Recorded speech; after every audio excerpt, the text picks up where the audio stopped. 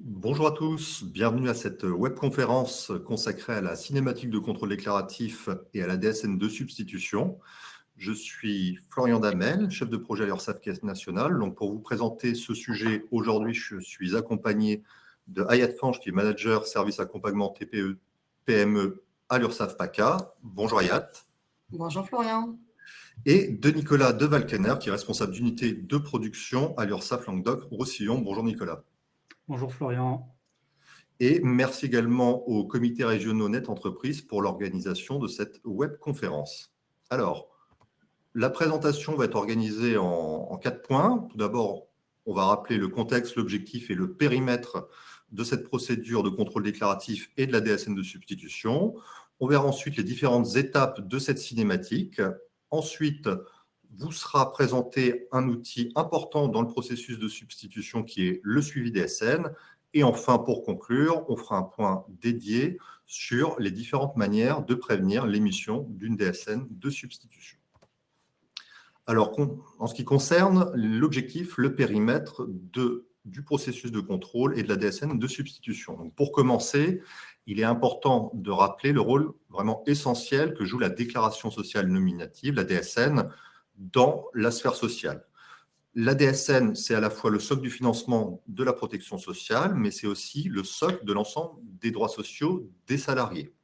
Le socle du financement de la protection sociale, d'une part, parce que c'est par la DSN que les montants de cotisation sont versés, sont déclarés par les employeurs. L'URSSAF les collecte et ensuite reverse ces montants auprès des organismes prestataires. Et la DSN, c'est aussi le socle de l'ensemble des droits sociaux des salariés, parce que c'est via les données qui sont transmises par la DSN que les organismes prestataires vont calculer les droits et les prestations dues à leurs assurés. Alors, la qualité des données de la DSN est vraiment importante et ça nécessite effectivement qu'il y ait des données qui soient communiquées dans les temps, qui soient des données complètes et également qu'elles soient justes. Et donc, l'URSSAF a mis en place un processus de contrôle déclaratif pour s'assurer de la qualité de ces différentes données. Ça va permettre de garantir l'exactitude des montants qui sont collectés par l'URSSAF. Ce processus, il va également permettre d'assurer une juste redistribution des cotisations auprès des différents opérateurs de la protection sociale. Et enfin, ça va permettre de sécuriser les droits sociaux attribués à chaque salarié. Ensuite, concernant l'ADSN de substitution elle-même, ce dispositif, de quoi est-ce qu'il s'agit ? Quel est son objectif et quels sont ses potentiels effets? Alors tout d'abord, la DSN de substitution, c'est la possibilité pour l'URSSAF de corriger, en lieu et place de l'employeur, des données déclaratives qui sont considérées comme erronées ou incohérentes dans le cadre d'une procédure déterminée. C'est vrai que c'est important de rappeler que la DSN de substitution, c'est une procédure qui est cadrée par les textes. Elle intervient uniquement si des anomalies persistent et qu'elles ont été signalées en amont au déclarant, et également si le déclarant a la possibilité de s'opposer aux propositions de correction qui peuvent conduire à l'émission de la DSN de substitution. Cette DSN de substitution, elle poursuit un objectif qui est majeur, qui est celui de la sécurisation des droits des salariés. L'URSSAF, elle communique des données individuelles qu'elle corrige et qui va permettre aux organismes prestataires de calculer les justes droits, les prestations qui vont être servies à leurs assurés. Et enfin, la DSN de substitution, elle peut avoir des effets en matière de recouvrement, c'est-à-dire que nous opérons des corrections sur les données individuelles pour permettre aux organismes prestataires de calculer les justes droits, mais au niveau de l'URSSAF, nous avons tiré les conséquences en matière de recouvrement sur le montant des cotisations agrégées. Concernant la phase de démarrage de cette DSN de substitution qui aura lieu en 2026. Donc en 2026, on a le premier lancement de la campagne, des premières campagnes de DSN de substitution. Et elles vont permettre de corriger des anomalies déclaratives qui ont été détectées, observées sur des périodes d'emploi de l'exercice 2025. Pour cette première année de mise en œuvre, on va se centrer sur des données qui sont utilisées par l'assurance vieillesse pour calculer les droits retraite. Et donc, les corrections vont porter sur l'assiette brute plafonnée qui est utilisée par la CNAV. L'URSSAF va, en cas d'écart identifié entre les assiettes qui ont été déclarées par le cotisant et les assiettes que l'URSSAF aura recalculées, et bien là, elle détectera des écarts et elle pourra réaliser des corrections. Donc, on va se baser sur 2 contrôles en particulier. Un contrôle qui va permettre de vérifier des potentiels écarts sur l'assiette plafonnée des salariés à temps plein, et un autre contrôle qui va permettre de vérifier ces écarts sur les salariés à temps partiel.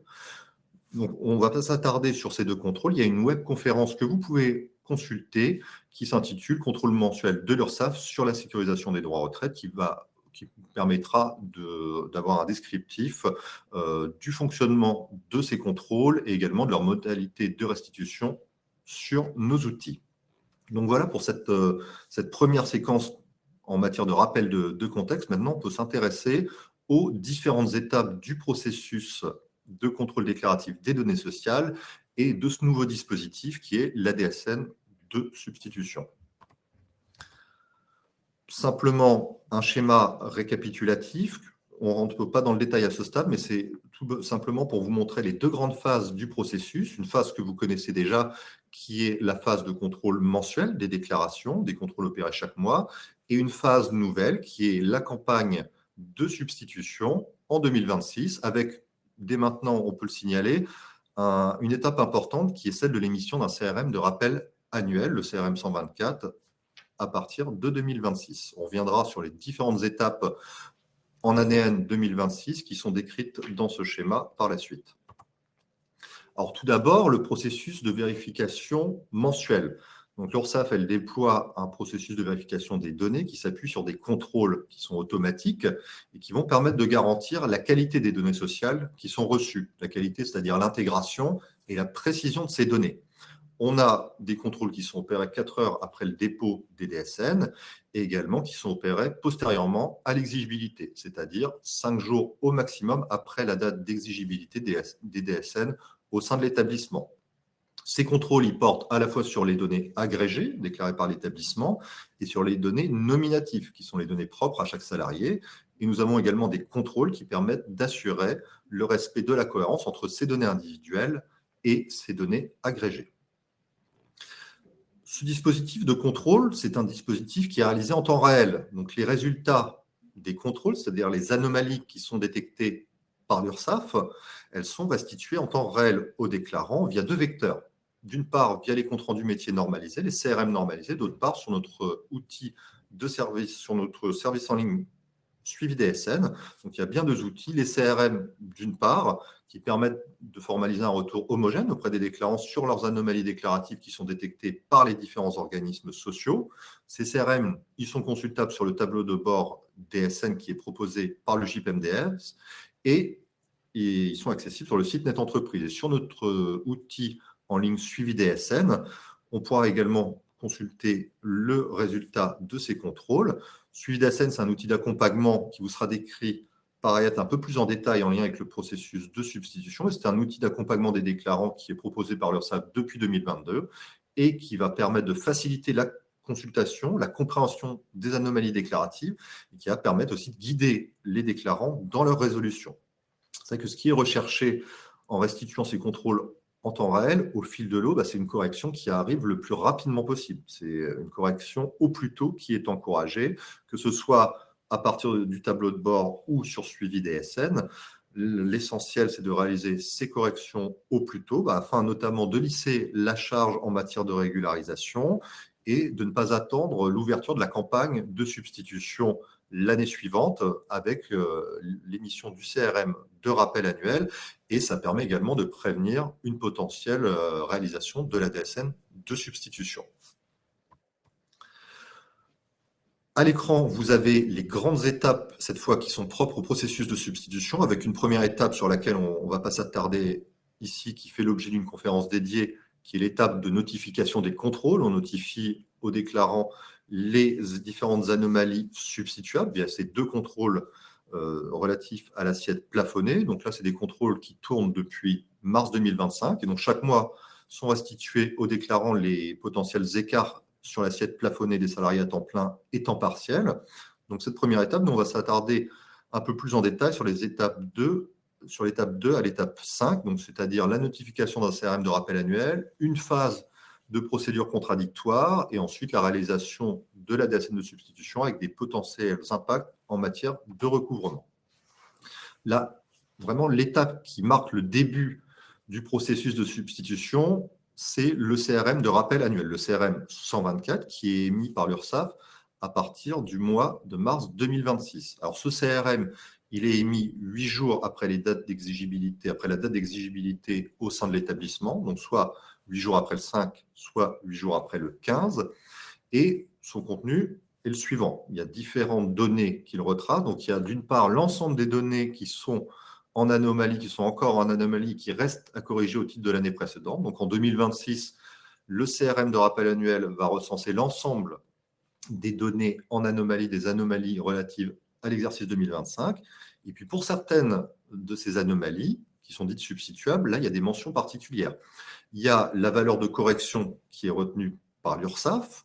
Il y a le montant des cotisations aussi qui sera pris en compte après la correction, le montant dû que cette correction peut induire. Et il y a aussi, évidemment, le caractère substituable de la donnée qui est expressément précisé au sein de ce CRM de rappel annuel. Pour information, c'est vrai que cette année, vous avez reçu un premier CRM de rappel annuel, mais qui était sans lien directement avec la substitution. Ce n'était pas, à l'inverse de celui qui sera émis en 2026, un CRM pré-substitution. Là, c'était simplement un CRM 124 qui était transmis en avance de phase pour vous permettre de vous approprier ce nouveau type de CRM avant l'ouverture officielle l'année prochaine de la campagne de substitution, donc en 2026. Concernant les différentes options qui sont ouvertes aux déclarants après la réception de ce CRM de rappel, c'est l'étape numéro 3 que vous avez pu voir sur la frise, il y a une période contradictoire qui s'ouvre. Il y a une période qui va effectivement s'ouvrir de 2 échéances déclaratives durant lesquelles le déclarant va soit pouvoir régulariser ces anomalies déclaratives, qu'elles soient substituables ou non, soit s'opposer à la substitution en elle-même, donc c'est-à-dire aux propositions de correction qui sont attachées aux différentes anomalies substituables. S'il veut empêcher la correction automatique dans le cadre de ce processus de substitution, eh bien le déclarant doit formaliser son opposition à la substitution. On l'a dit, dans un délai de 2 échéances déclaratives. Donc en mars, un établissement exigible au 5 mars aura jusqu'au 5 mai suivant pour régulariser ou s'opposer aux propositions de correction. Et donc cette opposition, elle doit présenter un caractère motivé, c'est-à-dire qu'elle doit reposer sur des arguments qui présentent un lien direct avec l'anomalie qui fait l'objet de l'opposition. La prise en compte par l'URSSAF de l'opposition, donc il y a une phase d'analyse une fois que l'URSSAF reçoit la demande d'opposition. Les services de l'URSSAF vont analyser cette demande d'opposition et donc là, 2 possibilités. Soit l'opposition est acceptée parce qu'elle est considérée comme suffisamment motivée. Dans ce cas-là, il n'y a pas de DSN de substitution. Ou alors les motifs d'opposition ne sont pas suffisamment motivés. Donc dans ce cas-là, ils ne seront pas retenus par l'URSSAF et elle pourra procéder à la substitution. On peut également préciser que l'opposition, elle peut se faire en masse ou au cas par cas. Ça, ce sera décrit un peu plus dans le détail via l'outil suivi DSN présenté par IAT. Effectivement, il y a une possibilité de sélectionner les différentes anomalies pour lesquelles on souhaite s'opposer, de renseigner les motifs. Donc, la DSN de substitution, ce n'est pas un tout, ce n'est pas un bloc. L'employeur peut s'opposer à certaines d'entre elles, aux anomalies pour certains salariés ou à l'ensemble. Et donc, s'il s'oppose sur une partie uniquement, et bien, la partie sur laquelle il n'y aura pas eu d'opposition ni de régularisation, c'est sur ce périmètre qu'à minima, la DSN de substitution va être réalisée. L'URSSAF va être tenu un devoir d'information dans le cadre du traitement de cette demande au terme de son analyse, qu'elle rejette ou qu'elle accepte l'opposition. L'URSSAF va devoir apporter une réponse au déclarant pour lui indiquer pour quelle raison elle a rejeté son opposition. Voici en ce qui concerne cette phase de procédure contradictoire.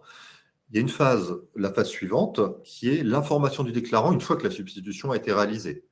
Il y a également une obligation d'information à laquelle l'URSSAF est tenue. C'est vrai que l'URSSAF doit informer le déclarant des corrections qui ont été réalisées. C'est une étape qui est nécessaire pour permettre, le cas échéant, une mise en recouvrement par l'URSSAF des sommes qui sont issues de la substitution.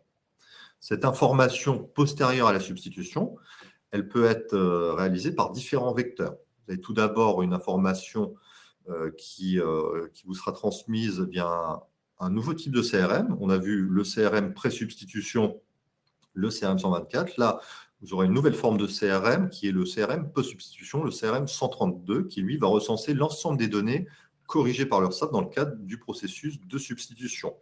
On double également côté URSSAF avec une notification qui vous sera adressée sur l'espace en ligne du cotisant et qui va indiquer précisément qu'une correction des données sociales a été réalisée dans le cadre de ce processus. Et enfin, vous avez sur Suivi DSN un nouveau parcours Suivi DSN va s'enrichir d'un parcours dans lequel vous pourrez consulter l'ensemble des anomalies qui ont été corrigées par l'URSSAF à la suite de l'émission de la DSN de substitution.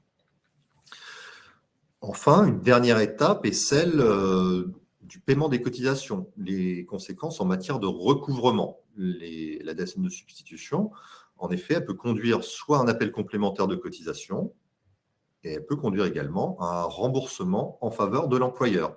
Dans le cadre des contrôles qui sont réalisés de vérification de l'assiette plafonnée, vous pouvez avoir des recalculs qui s'opèrent par rapport aux données déclarées, par rapport aux calculs déclarés, soit à la hausse, soit à la baisse. Donc, en cas de recalcul à la hausse, il y a un appel complémentaire qui va être réalisé. En cas de recalcul des assiettes à la baisse, vous aurez potentiellement un remboursement qui pourra être réalisé. Et donc, dans le cas où des cotisations seraient dues, là, il y a une mise en demeure qui va être réalisée afin de vous permettre d'acquitter le montant des cotisations et également des majorations de retard qui sont associées à ces cotisations. Vous avez un délai de 2 mois. On s'inscrit dans le cadre du processus des procédures de l'URSSAF classique avec un délai de recours qui est ouvert de 2 mois pour contester les effets de la substitution, donc 2 mois à compter de la réception de la mise en demeure. Et un point également important à préciser, c'est qu'en matière de sanctions, il n'y a pas de sanctions spécifiques. Il y a ce processus de substitution. Les seuls compléments de cotisation qui sont dus sont des majorations de retard. L'émission par elle-même de la DSN de substitution ne va pas donner lieu à l'application à votre charge d'une pénalité lors de notre phase de démarrage en 2026. Pour conclure sur cette séance, je vais vous présenter 2 cas d'usage pour permettre d'illustrer une situation dans laquelle une opposition du déclarant va avoir 2 issues différentes. Une opposition acceptée dans le premier cas et une opposition qui ne sera pas retenue dans le second. Donc là, pour bien décrire cet exemple, on commence au mois de mars, on est en mars 2026. La date d'exigibilité au sein de l'établissement est le 5, donc 8 jours après l'exigibilité, le 13 mars 2026, et notifier le CRM de rappel annuel. À compter de cette période, va s'ouvrir le délai de 2 exigibilités pour régulariser ou pour s'opposer à la substitution. Donc là, dans notre cas d'espèce, le 5 mai 2026. Là, on voit qu'il y a une opposition qui est formulée un peu avant la date limite qui est prévue, donc le 2 mai, opposition du déclarant au sein du délai. Ensuite, l'URSSAF analyse le caractère motivé de la demande et elle informe l'employeur, elle informe le déclarant des suites qui sont réservées à sa demande d'opposition. Dans notre cas, le 20 mai 2026. Et là, on a des motifs qui sont jugés suffisamment pertinents par l'URSSAF pour pouvoir faire échec à la substitution. Donc, on clôture le processus. Il n'y aura pas, au titre des anomalies qui ont été contestées, auxquelles le déclarant s'est opposé, il n'y aura pas de substitution sur ce périmètre. Voilà, ça c'est le premier cas d'usage. Et sur le second cas d'usage, concernant cette illustration, cette fois c'est l'exemple d'un établissement avec une date d'exigibilité au 15 dans l'entreprise. Donc en février, ce sera là le 16 mars 2026. 8 jours après, notification par l'URSSAF du CRM de rappel annuel, le 24 mars 2026, une opposition qui est formulée par le déclarant le 30 mars 2026. De la même manière que dans le cas précédent, l'URSSAF procède à une analyse du caractère motivé de l'opposition. En l'occurrence, là, les motifs ne sont pas jugés suffisants pour permettre de faire échec à la substitution. L'URSSAF en informe le déclarant et elle procède au mois de juin 2026 à DSN de substitution. Et ensuite, vous avez le 25 juin 2026, après qui est consécutivement à l'émission de cette DSN de substitution, une information via le CRM post-substitution et les autres vecteurs qui ont été précédemment évoqués. Et dans notre cas présent, la substitution conduit à augmenter le montant des cotisations dues par l'entreprise. Donc, il y aura une mise en demeure qui sera adressée à l'entreprise et qui ouvrira un délai de 2 mois pour contester cette décision. Donc, en ce qui concerne la description du périmètre, les objectifs et la procédure relative à la fois donc, au processus de contrôle déclaratif et en particulier à ce nouveau dispositif qu'est la DSN de substitution. Donc, je vais maintenant, pour rentrer un peu dans le détail, le concret, laisser la parole à ma collègue Ayad qui va vous présenter le rôle de l'outil suivi DSN dans le processus de substitution. Merci Florian, merci Florian. Donc en effet, le suivi DSN est une offre de service donc, qui permet d'accompagner au quotidien nos usagers dans la compréhension et la résolution de leurs anomalies déclaratives et qui joue un rôle clé dans le dispositif de substitution. Donc comme vous le savez, avant l'ouverture de la campagne de substitution, on regarde bien la frise chronologique tout en haut de l'écran, au mois de mars 2026. Donc, Suivi DSN vous permet de consulter vos anomalies déclaratives selon 3 parcours différents. Donc, on regarde bien en bas à droite de l'écran, par typologie d'anomalie, par établissement ou par salarié.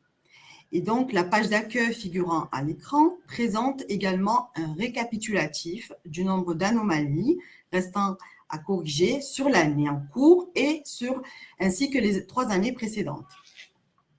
Donc, à compter de l'envoi de la notification du compte-rendu métier de rappel annuel en mars 2026, un nouveau parcours s'affiche dans Suivi DSN. Ce parcours, donc en fait, définit le parcours des anomalies substituables, accessible depuis le bandeau rose qui apparaît à l'écran. Celui-ci vous indique le nombre d'anomalies substituables détectées pour l'année 2025 et précise aussi la date limite pour corriger celle-ci. Donc, dans ce cas qui vous est présenté, l'établissement a une date d'exigibilité au 5 du mois. Celui-ci aura donc jusqu'au 5 mai 2026 pour corriger ces anomalies substituables. Donc, lorsque vous entrez sur ce nouveau parcours, vous accédez à la liste des différentes anomalies substituables. Et en dessous de chaque anomalie substituable, une liste précise les salariés concernés par celle-ci, par SIRET et par année. Et le bandeau rose situé en haut de l'écran vous rappelle également la date limite pour corriger vos anomalies substituables ou pour vous opposer à la substitution. Et vous indique que, passé cette date, les anomalies seront automatiquement corrigées. Nous allons maintenant voir le détail d'une anomalie substituable. En cliquant sur un salarié, vous accédez à une fiche complète avec la période concernée, les données identifiantes du salarié et la description de l'anomalie. Dans notre exemple, une anomalie relative au montant de l'assiette plafonnée a été détectée pour la salariée Marion Abeille. Un tableau présente en détail les différentes périodes d'emploi de 2025 au cours desquelles un écart a été identifié entre les montants déclarés et les montants calculés par l'URSSAF. Donc, il y a un bandeau précise également le montant qui sera retenu en cas de substitution au titre des différentes périodes pour lesquelles un écart d'assiette a été détecté. Et si vous souhaitez contester les valeurs de correction retenues par l'URSSAF, on se pose la question, comment formuler nos positions? Alors, pour ce faire, il faut faire un retour à la liste des anomalies substituables, comme l'indique le bandeau jaune, dans la rubrique « Description de l'anomalie ». Donc, ensuite, on va aller voir. Donc, une fois de retour sur la page présentant en fait les anomalies substituables, vous avez 2 possibilités. Soit vous opposez en masse, soit au cas par cas. Donc, pour vous opposer à la substitution de l'ensemble des individus concernés par une anomalie, vous devez cocher directement l'anomalie. Vous pouvez également choisir de vous opposer à la substitution uniquement pour certains individus. Vous devez alors cocher les salariés concernés. Une fois votre sélection effectuée, vous pouvez cliquer sur le bouton « S'opposer ».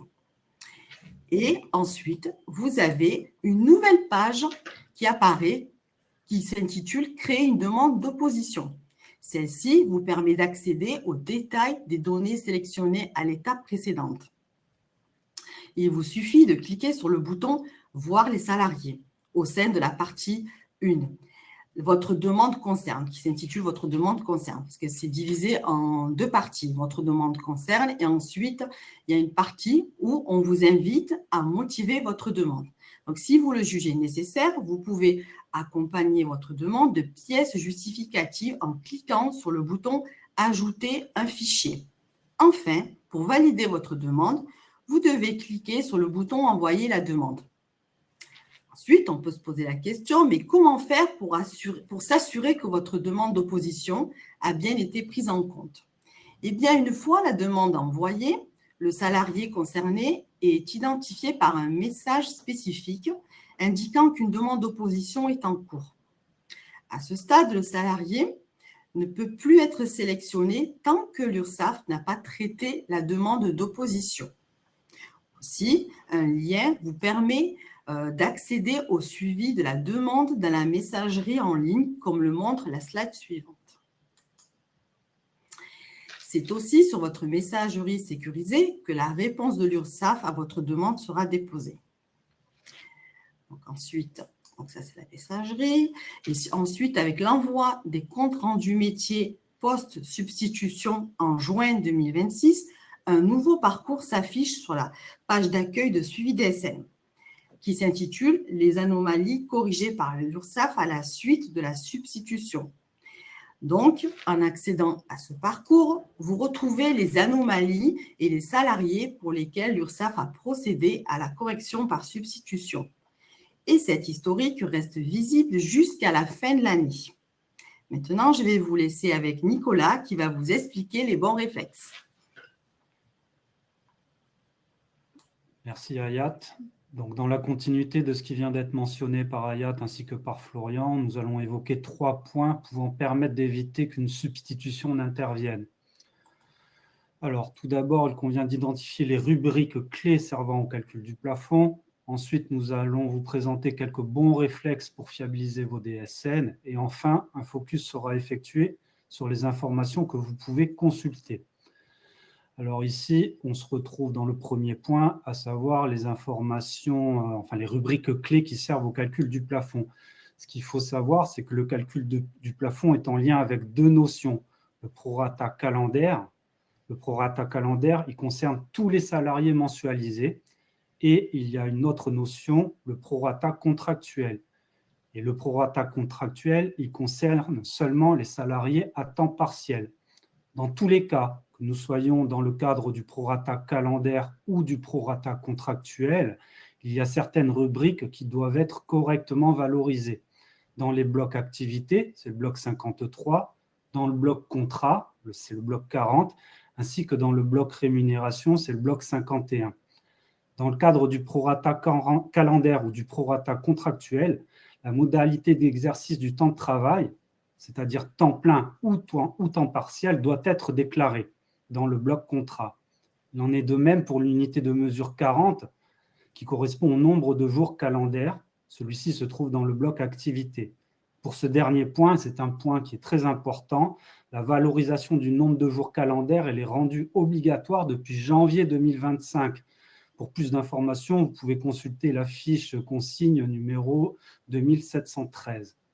En ce qui concerne le prorata contractuel, les rubriques quotité de travail du contrat et de l'entreprise doivent être valorisées dans le bloc 40.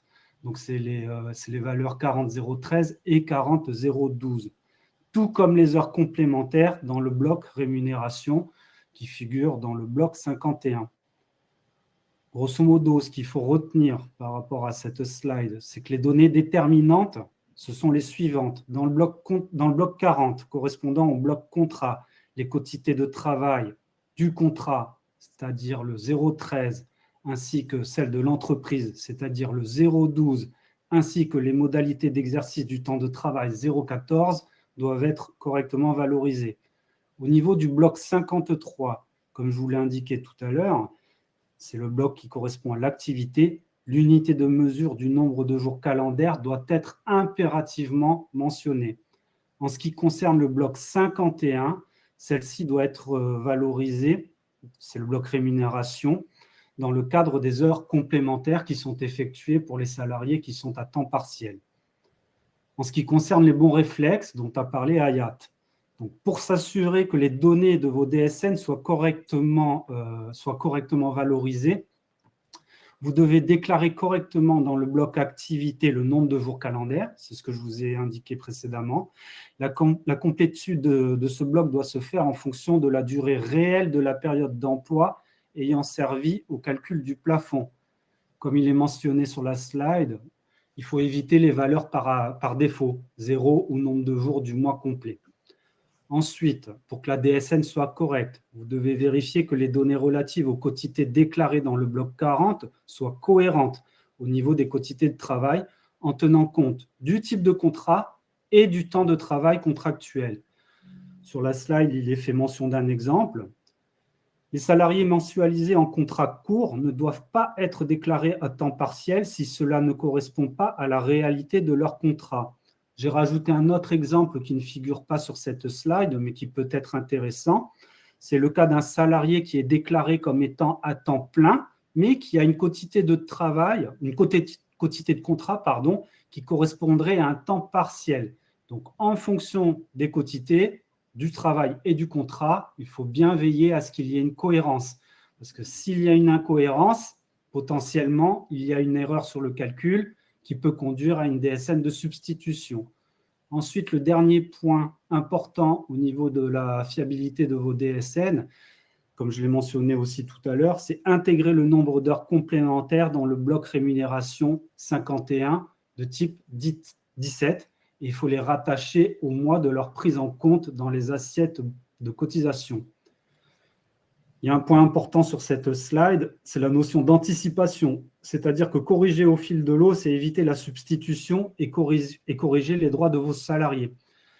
Il faut aussi retenir que les anomalies relatives à l'unité de mesure 40 ainsi que la cohérence des quotités font aussi l'objet de signalements via les CRM. Donc, il convient de les exploiter. Et le dernier point que je souhaitais aborder avec vous, c'est pour que vos DSN soient correctes. Vous pouvez aussi consulter le site ursaf.fr et la page dédiée à la DSN, parce que ça vous permet de voir comment réaliser votre déclaration sociale nominative, la correction des anomalies déclaratives, la DSN de substitution, puisque c'est un projet, donc nous faisons mention de ce projet sur cette page relative à la DSN.